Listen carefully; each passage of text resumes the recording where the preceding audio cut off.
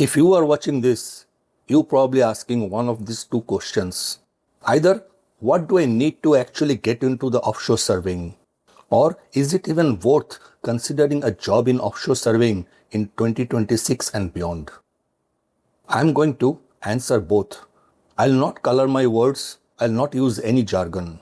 Just what you exactly need to know. And at the end, I will also tell you what you actually need to do, not only to survive, but also thrive in the offshore surveying industry.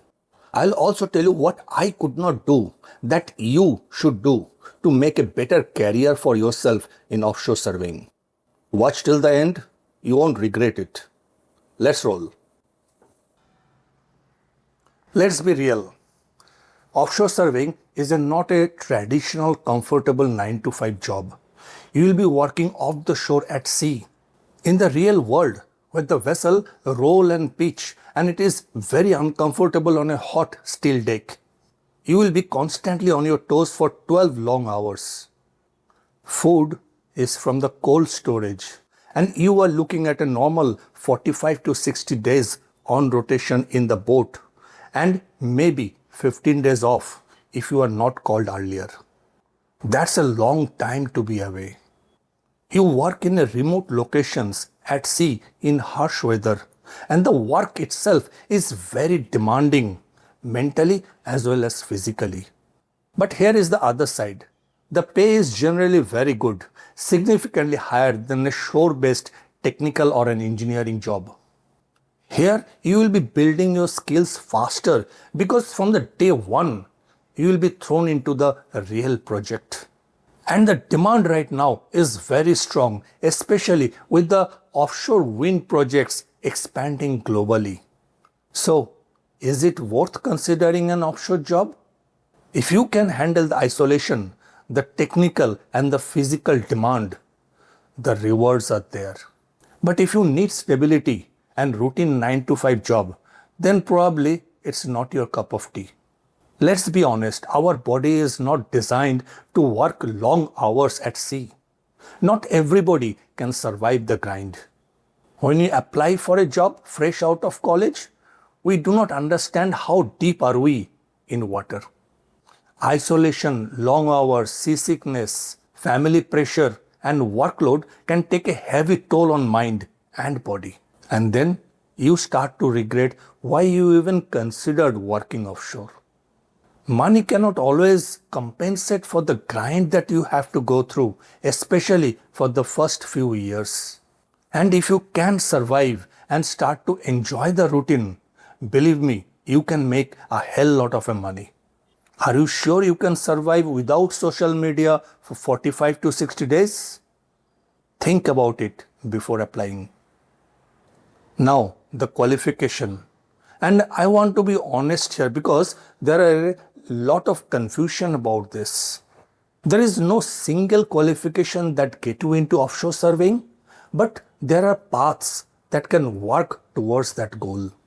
The most common entry point is a degree or diploma as a minimum, surveying, geomatics, geophysics, ocean science, environmental engineering, or electronics engineering. But employers are not always looking for a specific degree or a diploma. They are looking for someone who understands the spatial data, the positioning, and can learn on the job. For ex-Navy surveyors and engineers, your job is almost certain if you are up for it. You have an added advantage of understanding the sea, the real playing field where you all will be working. The second path, this one many people do not know about it. This is IHO or FIG CAT A or CAT B Hydrographic Surveyor Certification. This is internationally recognized standard. CAT B for the foundation level and CAT A for the advanced level. If you want to work anywhere in the world, Gulf of Mexico, Middle East, North Sea, Southeast Asia, this certificate is the one that will open doors to you. In a pile of 100 resume, the one with the CAT B certification goes on top of the pile. Most companies will hire you without even a CAT B certification. and may even support you into getting the CAT B certification for yourself. But knowing that it exists and working towards it shows the employers that you are serious about it. But how and where to do this CAT B and CAT A course? Well, IHO has a document that lists all the countries and the companies that do these courses. I'll have the link to the PDF document in the description below if you want to have a look.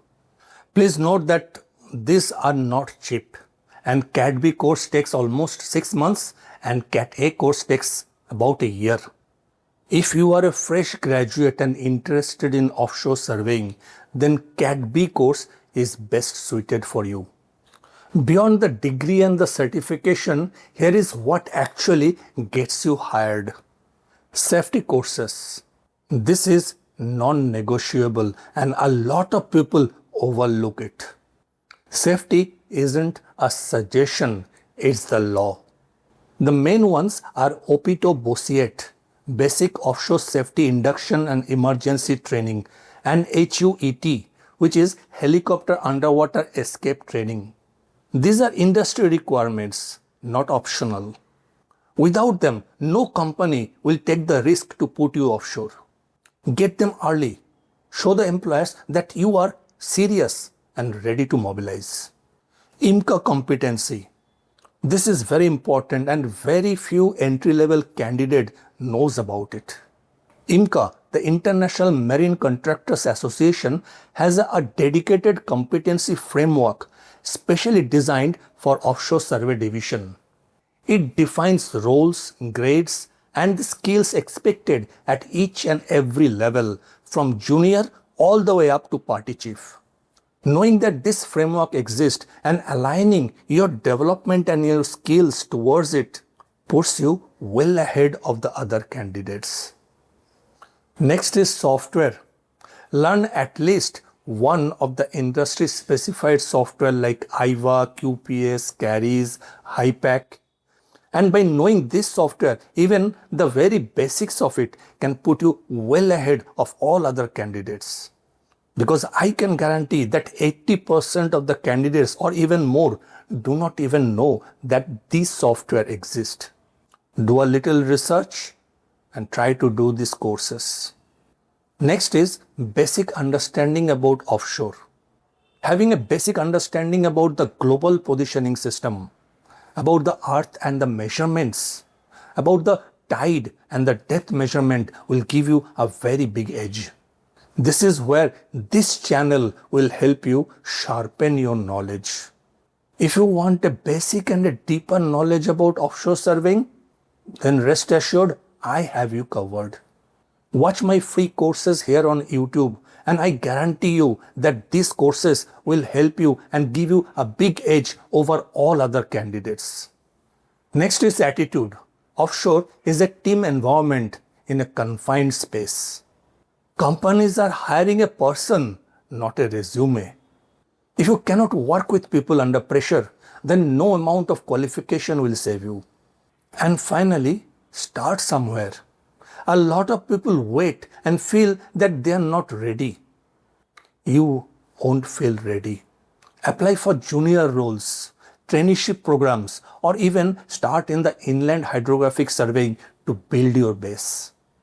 Now that I have told you how to get the job, let me tell you how to survive the people once you are on the boat.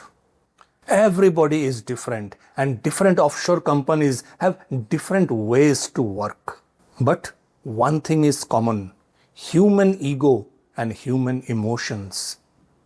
If you know how to read the mood in the room, then you got it nailed. Let me give you some pointers of what to do and what not to do list. Always be humble. Ask questions about the job you are being trained and the job that you have been given. Never question your manager and show them in poor light. If you do, your career is finished even before it started. Never bring a question to the table. Always suggest a solution. Always say yes sir to your manager even when you do not agree with him. Say yes, sir, to the routine, but never say yes, sir, to an unsafe act. Listen and participate in agreement with your manager. This gives him confirmation bias even though he may be completely wrong. After all, he is recommending your promotion and your increment. Saying hello, good morning, and sir to somebody does not lower your worth. Your actual worth is known and appreciated only by your family and your close friends. Finish the job you started, give a finishing report, get a confirmation, and then you are done. Go home and enjoy with your real family and friends. Never feel bad when someone senior to you takes the credit for the job that you have done. Never confront them. Congratulate them on a job well done. Next time, let him do it. Participate in every meeting that you are invited to. Just nod and repeat yes sir every time someone says something. After the meeting, compliment them saying that they said all the right things. In a corporate world, everybody will try to pull you down to make himself look good. The guy you think is your friend, believe me, he is not. Friendship is forged during hard times when the chips are down. Be very aware of the good time friends. Lastly, at the end of the day, it is your life to live in. If it doesn't suit you, find your own way. These are some of the lessons that I have learned in hard way, and this is my gift to you.